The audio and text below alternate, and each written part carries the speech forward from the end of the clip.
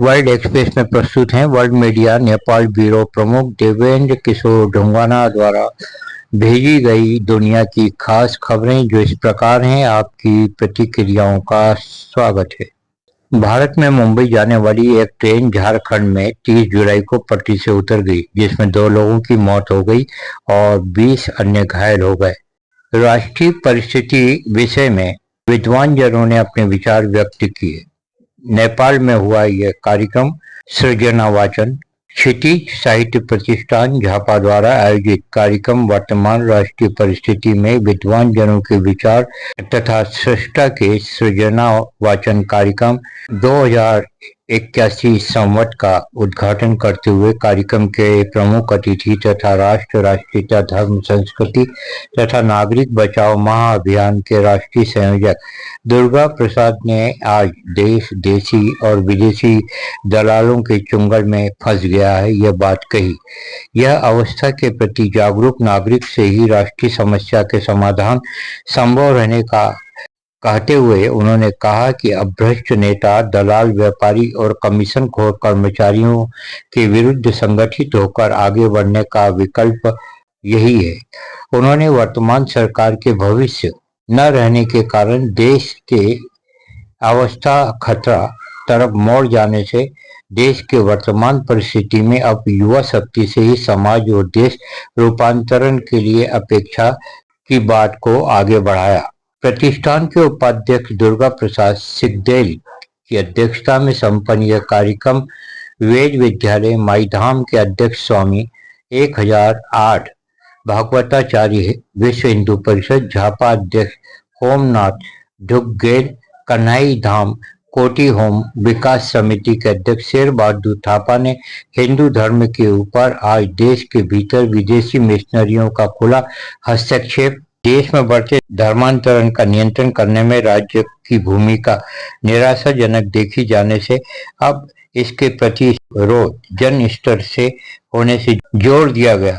कार्यक्रम में साहित्यकार पुण्य प्रसाद खरेल, समालोचक डॉक्टर पुण्य प्रसाद सिगदेल, स्वतंत्र पत्रकार संघ कोसी प्रदेश के अध्यक्ष देवेंद्र किशोर ढुंगाना, नाटककार द्रय माधव कल्पित, प्रेम खरेल ने वर्तमान देश के बिगड़ते जा रहे अवस्था प्रति सृजनकारों का चिंतन और लेखन तथा नागरिकों का जागृत कराना आवश्यक रहने में प्रकाश डाला गया।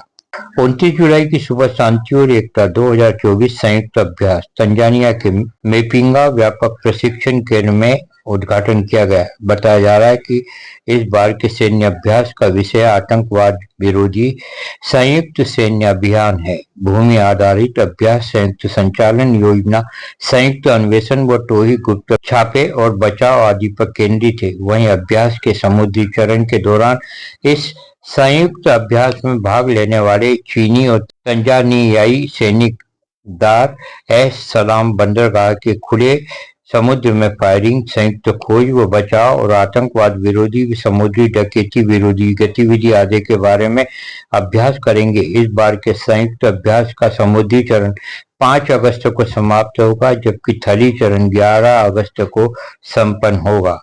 30 जुलाई की सुबह भारत के केरल राज्य के वायनाड क्षेत्र में बड़े पैमाने पर भूस्खलन होने का समाचार प्राप्त हुआ है, जिसमें 63 लोगों की मौत हो चुकी है और लगभग 116 अन्य लोग घायल हो चुके हैं। बचाव कर्मियों ने बताया कि मरने वालों की संख्या में और वृद्धि की संभावना से इनकार नहीं किया जा सकता। प्रधानमंत्री नरेंद्र मोदी ने पीड़ित परिवारों के प्रति अपनी संवेदना व्यक्त की है। यह घटना एक सुदूर पहाड़ी इलाके में हुई और सड़क अवरुद्ध हो गई। स्थानीय सरकार ने बचाव कार्य में भाग लेने के लिए हेलीकॉप्टर भेज दिए हैं। स्थानीय मौसम विभाग का अनुमान है कि आने वाले दिनों में भी भारी बारिश हो सकती है, जिससे बचाव कार्य में बाधा पैदा हो सकती है। हाल ही में अफगानिस्तान की राजधानी काबुल में महिलाओं के कपड़े की दुकानों में आकर्षक दृश्य दिखाई दे रहे हैं। स्टोर में प्रदर्शित महिला कपड़ों के मॉडल सभी घूंघट से ढके हुए हैं। इसने महिलाओं के अधिकारों, सांस्कृतिक रीति रिवाजों और व्यावसायिक प्रथाओं के बारे में सोचने को प्रेरित किया है। 29 जुलाई की सुबह वेनेजुएला के राष्ट्रीय चुनाव आयोग ने घोषणा की कि वर्तमान राष्ट्रपति निकोलस मादुरो ने 2024 का राष्ट्रपति चुनाव जीत लिया है। चुनाव आयोग द्वारा जारी खबर के अनुसार 80% वोटों की गिनती के साथ मादुरो ने 51.2% वोट हासिल किए हैं। वे विपक्षी गठबंधन के उम्मीदवार एडमुंडो गोंजालेज, जो वोट में दूसरे स्थान पर हैं, से आगे चल रही हैं। गौरतलब है कि इस राष्ट्रपति पद के चुनाव में कुल 10 उम्मीदवार मैदान में थे। वोटिंग में 59% मतदान हुआ। मादुरो अपना अगले 6 साल का राष्ट्रपति कार्यकाल 2025 की शुरुआत में शुरू करेंगे। गौरतलब है कि वेनेजुएला के राष्ट्रपति चुनाव में मतदान में साधारण बहुमत प्रणाली अपनाई जाती है और एक दौर के मतदान में सबसे अधिक वोट पाने वाला उम्मीदवार चुन लिया जाता है। ओलंपिक खेल मानवता की एकता का प्रतीक है। 33वें ओलंपिक खेलों का आधिकारिक रूप से उद्घाटन हुआ। अंतर्राष्ट्रीय ओलंपिक समिति के जन्म स्थान के रूप में पेरिस ने 1900 और 1924 में 2 ओलंपिक की मेजबानी की। एक पूरी सदी बाद इस प्राचीन और खूबसूरत शहर में फिर से ओलंपिक की लौ जलाई गई है। सीन नदी में इतिहास और गौरव की खुशबू व्याप्त है। लोगों के दिलों में ओलंपिक की भावना गहराई से बह रही है। पिछले 100 वर्षों में दुनिया में महत्वपूर्ण बदलाव हुए हैं, इसलिए कुछ लोग इसे फ्रांस के लिए ओलंपिक चक्र कहते हैं, जिसे आज ओलंपिक से बड़ी उम्मीदें हैं। निस्संदेह आधुनिक ओलंपिक में सबसे अधिक उम्मीद प्रतिस्पर्धी खेलों की सुंदरता है। इसमें नया विषय तेज, ऊंचा, मजबूत एक साथ है।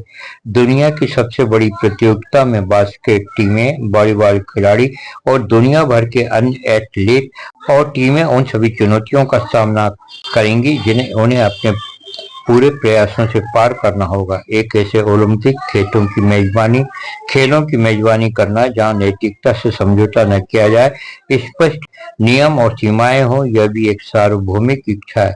खेलों के उद्घाटन से कुछ दिन पहले चौंकाने वाली खबर यह थी कि डेनमार्क की शीर्ष बैडमिंटन मिश्रित युगल जोड़ी मैथियास क्रिस्टियनसेन और एलेक्जेंड्रा विजे एंटी डोपिंग नियम उल्लंघन के कारण पेरिस में ओलंपिक बैडमिंटन टूर्नामेंट के शुरू होने पर प्रतिस्पर्धा नहीं करेंगे।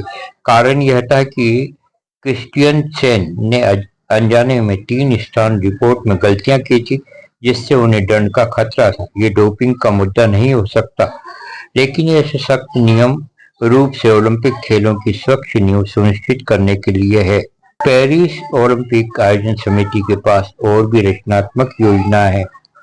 पेरिस 2024 ओलंपिक आयोजन समिति के अध्यक्ष टोनी एस्ट्रांगुएट ने एक बार कहा था कि पहली बार उद्घाटन समारोह स्टेडियम में नहीं बल्कि शहर के केंद्र में आयोजित किया जाएगा, जिसमें सैकड़ों हजार लोग शामिल होंगे।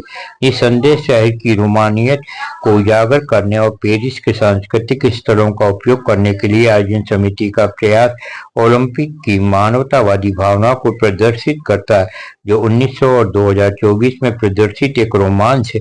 अपने प्रयासों के माध्यम से खेल विश्व के ध्यान आकर्षित कर रहे हैं और इसके आयोजक सुधार और नवाचार को आगे बढ़ा रहे हैं, जो हमेशा ओलंपिक का मिशन रहा है। साथ ही रोमांटिक भावनाओं और महान आदर्शों को पोषित करने में एक मौलिक विश्वास भी है। ओलंपिक को और अधिक रोमांचक और आकर्षक बनाने का उद्देश्य एक गहरे कालखंड और स्थान में मानवीय भावनाओं के बीच बातचीत को प्राप्त करना है। खेल की भावना हमेशा से ही मानवीय भावना का हिस्सा रही है। प्रतिस्पर्धी खेलों में पूर्णता की खोज के माध्यम से खेल के पोषक तत्वों से पोषित और खेल की नसों के माध्यम से जुड़े हुए मानवता की भी संस्कृति और शांति की अवधारणाओं में प्रतिध्वनि प्राप्त करना ओलंपिक की सफलतापूर्वक मेजबानी का एक स्वाभाविक हिस्सा है। भारत के हैदराबाद में बोनालू उत्सव के दौरान देवी काली को पके हुए चावल अर्पित करने की परंपरा है। ये तस्वीरें 28 जुलाई की हैं। बोनालू तेलंगाना क्षेत्र का एक माह तक चलने वाला हिंदू लोक त्योहार है, जो देवी काली को समर्पित है। पोलैंड की राजधानी वारसा में एक विशेष शादी की रस्म आयोजित की गई। लूना बाएं और फ्रेंसुच दाएं नामक फ्रांसीसी बुलडॉग दुल्हन और दूल्हे की तरह तैयार होकर कॉफी हाउस इंक्लूसिव बरिस्ता में अपनी शादी में शामिल हुए। जो पोलैंड का ऐसा पहला कैफे है जिसका कार्यस्थल व्हील चेयर पर काम करने वाले कर्मचारियों के लिए पूरी तरह से अनुकूलित है, जिसे निर्वासित बेलारूसी विकलांगता अधिकार कार्यकर्ता साशा औदेविच चलाते हैं। यह समाचार आपको कैसे लगे? अपनी प्रतिक्रियाएं कमेंट बॉक्स में अवश्य दें। जय भारत, जय हिंद, जय विश्व।